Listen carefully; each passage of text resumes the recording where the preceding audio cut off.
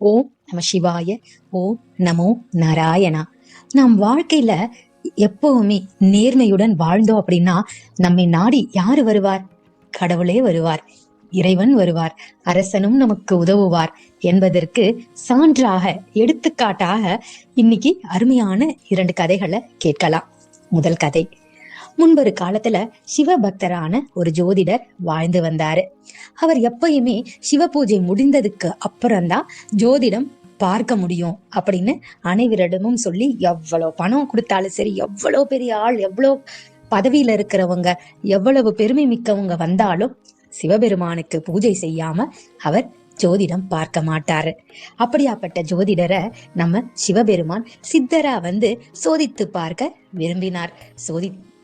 பிறகுதானே நம்மளால சாதிக்க முடியும். அதற்காகத்தான் நம் அப்பன் சிவபெருமான் நம்மள சோதனைக்கு உள்ளாக்குகிறார் என்றால் நம் வாழ்வில் நம்மளை சாதிக்க வைக்க போகிறார் நம்மைன்றதுதான் அதனோட பொருள். ஒரு தடவை சிவ பக்தரான அந்த ஜோதிடரை பாக்குறதுக்காக சிவபெருமான் சித்தர் உருவத்துல சுவடிகளோட அங்க வந்தாரு. சிவ பூஜை முடிந்த பிறகுதான் ஜோதிடம் பார்க்க முடியும் என்று அந்த கணக்கரின், அதாவது ஜோதிடம் பார்ப்பவரோட உதவியாளர் கூறினார் நம் சித்தரிடம். நம்ம சித்தருக்கு பயங்கர அவசரம். இல்ல எனக்கு உடனே பார்க்கணும், அதனால நீங்க நான் எவ்வளவு வேணாலும் பொண்ணும் பொருளும் தரேன், ஆனா இப்பயே எனக்கு பார்க்கணும் அப்படின்னு அந்த பொண்ணும் பொருளையும் காட்டி அவரை ஆசை காட்டினார். ஆனாலும் அந்த ஜோதிடர் கணிக்கர் மறுத்து விட்டாரு. யாரா இருந்தாலும் எவ்வளவு பொருள் கொடுத்தாலும் தான் தினமும் வணங்கக்கூடிய சிவபெருமானுக்கு பூஜை செய்யாம எந்த காரியத்தையும் தொடங்குவதில்லை என்று கூறினார். அதற்கு சித்தர் சரி சரி, பூஜையை முடித்துக் கொண்டு வாருங்கள் என்று கூறிக்கொள் காத்து கொண்டிருந்தார். பூஜை முடிந்தது.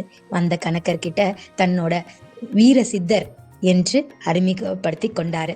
தன்னோட ஜாதகத்தையும் அவர்கிட்ட எடுத்து கொடுத்தாரு. அந்த சுவடிய அதை பார்த்துக்கிட்டே இருந்தவர் தன்னோட கணிப்பை சொல்ல தொடங்கினாரு. இதுல எந்த குறையும் இல்லையே, வேற என்ன சந்தேகம் என்று கேட்டாரு. சித்தரோ, எனக்கு திருமணம் நடக்குமா, பிள்ளை பேரு உண்டா என்று கேட்டாரு. மறுபடியும் ஜாதகத்தை பார்த்த கணிக்கர், சுவாமி, தங்களுக்கு ஜாதகப்படி திருமணம் நடந்து விட்டது, 2 பிள்ளைகளும் இருக்கிறாங்க என்று கூறினார். திடுக்கிட்ட வீர சித்தர், நீர் என்னையா ஜோதிடரு, அப்பட்டமான பொய் சொல்லி என்னை அவமானப்படுத்தி விட்டீரே, நானோ பிரம்மச்சாரி சித்தன், ஜோதிடம் கணிக்க தெரியாத உன்னிடம் வந்ததே நான் செய்த குற்றம்தான் என்று கோபித்துக் கொண்டாரு. கணிக்கரோ, எனது கணிப்பில் இதுவரை பிழை ஏற்பட்டதில்லை, இனியும் ஏற்படாது என்று கூற, வீரசித்தரோ, பிழைதான், கண்டிப்பா பிழைதான், இதை ஊர் முழுக்க கூறப் போகிறேன், சிவ பூஜை செய்து அருள் மகிமையோடு ஜோதிடம் கூறுகிறேன் என்று மக்களை ஏமாற்றும் உம்மிடம் இனி யாரும் ஜாதகம் கணிக்க வரப்போவதில்லை என்று ஆவேசத்துடன் கூறினாரு. கணிக்கரோ, சுவாமி, நீங்கள் சித்தராக இருப்பதாலதான் ஆத்திரப்படாமல் கூறுகிறேன், உங்களுக்கு திருமணம் ஆகிவிட்டது, மனைவி மக்கள் இருக்கிறார்கள், உங்கள் ஜாதகம் அப்படித்தான் சொல்கிறது, இது நான் வணங்கும் சிவபெருமான் மீது சத்தியம் என்று நிதானமாக கூறினார். சித்தரோ, நான் பற்றற்ற துறவி, மனைவி மக்களுக்கு வாய்ப்பே இல்லை என்று சொல்லுங்கள், அதற்கு ஈடாக இந்த பொற்காசுகளை வைத்துக் கொள்ளுங்கள் என்று பொற்காசுகளை ஜோதிடம் நீட்டினார். அதுவரை பொறுமையாக இருந்த கணிக்கர், ஒரு போதும் நான் பொய் சொல்ல மாட்டேன், கணித்து கூறியதுதான், தாங்கள் சாபமிட்டு நான் பாதிக்கப்பட்டாலும் பரவாயில்லை என்றார். உடனே வீரசித்தர் ஜாதக சுவடியை மீண்டும் கணக்கரிடம் கொடுத்து, நீங்க தினமும் பூஜை செய்து வணங்கக்கூடிய சிவபெருமான் முன்னாடி இந்த சுவடியை வைத்து நான் கணித்து கூறிய ஜாதகத்துல தவறில்லை, பொய்யும் இல்லை, அனைத்தும் உண்மைதான் என்று சத்தியம் செய்துவிட்டு அதன் பிறகு ஓலைச்சுவடியை பிரித்து பார், உண்மை புரியும் என்று கூறினார். கணிக்கனார் அவ்வாறே ஓலைச்சுவடியை வாங்கி சிவலிங்கத்தின் முன்பு வைத்து கண்மூடி வணங்கினார். சிறிது நேரத்துல கண் திறந்து பார்த்தபோது என்ன ஆச்சரியம்! சுவடியில் இருந்த ஜாதக குறிப்புகள் அனைத்தும் மறைந்து போயிருந்தன. அதற்கு பதிலாக திருவதிகை வீரட்டானமுடைய மகாதேவர் என்று ஒவ்வொரு சுவடியிலும் இருந்தது. மெய்சிலிருக்க கணிக்கர் வெளியே ஓடி பார்த்தபோது சித்தரை காணவில்லை. அப்போது அவர் முன் ஒரு பேரொளி தோன்றியது. சிவபெருமான் ரிஷப வாகனத்திலோ, உடன் அம்மை, விநாயகர், முருகன், சண்டிகேஸ்வரர் என பஞ்சமூர்த்திகளுடன் காட்சியளித்தார். மீசிலிருந்து விழுந்து வணங்கிய கணிக்கனார், எல்லாம் வல்ல பரம்பொருளே, இது என்ன சோதனை என்று கேட்டு நெகிழ்ந்தார். சிவபெருமான், சோதனை அல்ல கணிக்கரே, சாதனைகளை மெச்சவே வந்தோம். ஜோதிடம் கணிக்கும் போது உண்மையை கூற வேண்டும், பொய் கூறி பிழைத்தல் தவறு என்பதை உணர்த்திய உமக்கு அருள் புரிந்தோம். உமக்கு என்ன வரம் வேண்டும் என்று கேட்டார். அதற்கு கணிக்கர், உலகையே கணிக்கும் பரம்பொருளே, நீங்கள் ஜோதிடம் கணிக்க வந்த இந்த திருவிளையாடலால் கனி ஈசராக கணிச்சபுரீஸ்வரராக இவ்வூரில் கோயில் கொண்டு நாடி வருவோருக்கு நலம் புரிய வேண்டும் என்று கேட்டுக்கொண்டார் கணிக்கர்.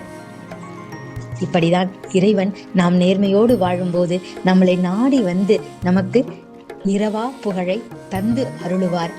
அடுத்ததாக அரசன் எவ்வாறு உதவினார் என்றதை இன்னொரு கதையில கேட்கலாம் வாங்க. ஒரு ஊர்ல அருகருகே 2 பால்காரவங்க வசிச்சு வந்தாரு. ஒருத்தர் பயங்கர பணக்காரர், 5 பசுக்கள் வச்சிருந்தாரு. ஆடம்பரமாக செல்வ செழிப்பா வாழ விரும்புவாரு. நேர்மை இல்லாத அவர்கிட்ட பக்தின்றது கொஞ்சம் கூட கிடையாது. அதே இன்னொருத்தர் ஒரே ஒரு பசுதான் வைத்திருந்தாரு. ஆனா தீவிர கிருஷ்ணர் பக்தை. அவங்களுக்கு கிடைச்ச அந்த சொற்ப வருமானத்திலையும் சிக்கனமா குடும்பம் நடத்தினாங்க. அந்த பணக்காரவங்களுக்கு அடுத்தவர் பொருளை அபகரிப்பதுல அலாதி பிரியம். ஏழை பால்காரரிடம், என் வீட்டு மாடுகள் தரும் பால் போதவில்லை, தினமும் கொஞ்சம் பால் கொட, நீ கேட்கும்போது மொத்தமா அதை திருப்பி தர்ற என்று ஆசை வார்த்தை கூறி அந்த ஏழை பால்காரரிடம் தினமும் பால் வாங்க அவர் முடிவு பண்ணி அதற்கு திட்டமும் தீட்டினார். அப்பாவியான அந்த ஏழை பாவம் என்று அதற்கு சம்மதிச்சாரு.